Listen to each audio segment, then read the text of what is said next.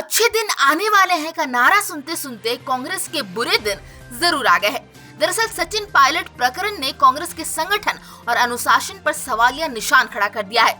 ज्योतिरादित्य सिंधिया के पार्टी छोड़ने के बाद कांग्रेस अभी संभली ही थी कि राजस्थान में सचिन पायलट की नाराजगी खुलकर सामने आ गई। कांग्रेस के शीर्ष नेतृत्व की हठधर्मिता के कारण जो असंतोष पैदा हो रहा है, उससे नाराज कांग्रेस के कई दिग्गज नेता और महत्वपूर्ण भूमिका निभाने वाले नेता कांग्रेस को टाटा बाय बाय करते नजर आ रहे हैं। सचिन पायलट के पार्टी से किनारा करने पर कई दिग्गज कांग्रेसी नेताओं ने खुलकर सचिन के समर्थन में लिखा है, लेकिन इनटॉलरेंट पर सरकार को ज्ञान देने वाली पार्टी ने उन नेताओं के खिलाफ सख्त कार्रवाई कर दी। मसलन संजय झा को पार्टी से सस्पेंड कर दिया। गौरतलब है कि कुछ वक्त से कांग्रेस के नेता पार्टी से बेहद नाराज हैं, जिसके कारण वो कांग्रेस छोड़कर या तो भारतीय जनता पार्टी में शामिल हो गए या किसी और दल का दामन थाम लिया। आधा दर्जन से अधिक नेताओं ने कांग्रेस को अलविदा कह दिया है। इनमें से 4 तो पार्टी अध्यक्ष भी रह चुके हैं। आइए जानते हैं वो कौन से कांग्रेसी हैं जो कांग्रेस की लंका को ढाना चाहते हैं। पहले नंबर पर हैं अशोक चौधरी। अशोक चौधरी बिहार कांग्रेस के पूर्व अध्यक्ष थे, जिन्होंने पार्टी छोड़कर नीतीश कुमार की पार्टी जनता दल यूनाइटेड का दामन थाम लिया। उनके पिता स्वर्गीय महावीर चौधरी स्वतंत्रता सेनानी और कांग्रेस के बड़े नेता थे। वो भी राज्य सरकार में महत्वपूर्ण विभागों के मंत्री थे। अशोक चौधरी के साथ साथ कांग्रेस के 3 विधान पार्षदों ने जदयू की सदस्यता ली थी। दूसरे हैं प्रद्योत देव बर्मन। त्रिपुरा में प्रद्योत देव बर्मन कांग्रेस की राज्य इकाई के अध्यक्ष के पद पर विराजमान थे, लेकिन हाई कमान पर गंभीर आरोप लगाते हुए उन्होंने इस पद और पार्टी से इस्तीफा दे दिया था।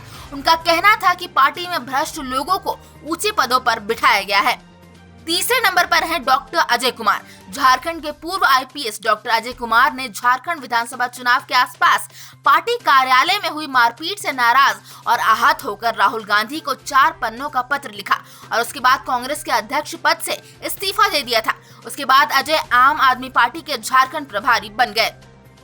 चौथे नंबर पर है अशोक तंवर। हरियाणा में अशोक तंवर ने विधानसभा चुनावों से ठीक पहले कांग्रेस के अध्यक्ष पद से इस्तीफा दे दिया था। अशोक ने कहा था कि कांग्रेस में पैसे, ब्लैकमेलिंग और दबाव बनाने की रणनीति काम करती है। पैसे लेकर टिकट बेचने का आरोप लगाने वाले तंवर ने सोनिया गांधी के आवास के बाहर प्रदर्शन भी किया था। 5वें नंबर पर है हेमंत बिश्व शर्मा। असम में कांग्रेस के असंतुष्ट विधायक और शिक्षा मंत्री हेमंत बिश्व शर्मा पार्टी से इस्तीफा देकर भाजपा में शामिल हो गए थे। भाजपा के लिए वो तुरूपकाई का साबित हुए। पूर्वोत्तर भारत में वो भाजपा के संकट मोचन माने जाते हैं। 6ठे नंबर पर हैं अल्पेश ठाकुर। अल्पेश ठाकुर जो गुजरात कांग्रेस के युवा चेहरे थे, उन्होंने भी कांग्रेस को अलविदा कह दिया था। अल्पेश कांग्रेस के विधायक और राष्ट्रीय सचिव के पद पर भी रहे थे। उन्होंने अपने 2 साथी विधायकों के साथ पार्टी छोड़ दी। उन्होंने ये आरोप लगाया था कि उन्हें पार्टी में सही सम्मान नहीं मिला। अल्पेश ने विश्वासघात का भी आरोप लगाया था। 7वें नंबर पर है कृपा शंकर सिंह।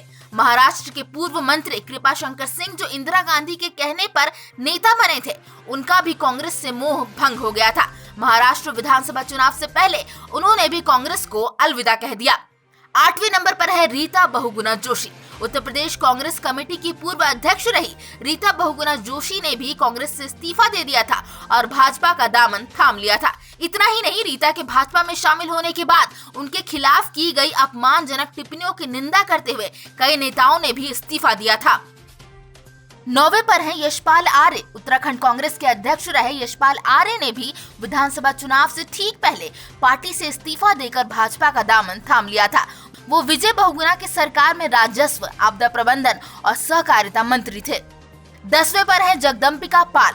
साल 2014 में जगदम्बिका पाल ने लोकसभा सदस्यता से इस्तीफा देते हुए पार्टी छोड़ने की घोषणा कर दी थी।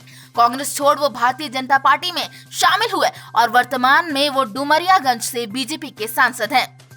11वें पर है मंत्री किशोर चंद्र। 2019 लोकसभा चुनाव से पहले कांग्रेस के सीनियर लीडर और पूर्व केंद्रीय मंत्री किशोर चंद्र देव ने भी नेताओं और मंत्रियों पर भ्रष्ट होने का आरोप लगाते हुए इस्तीफा दे दिया था।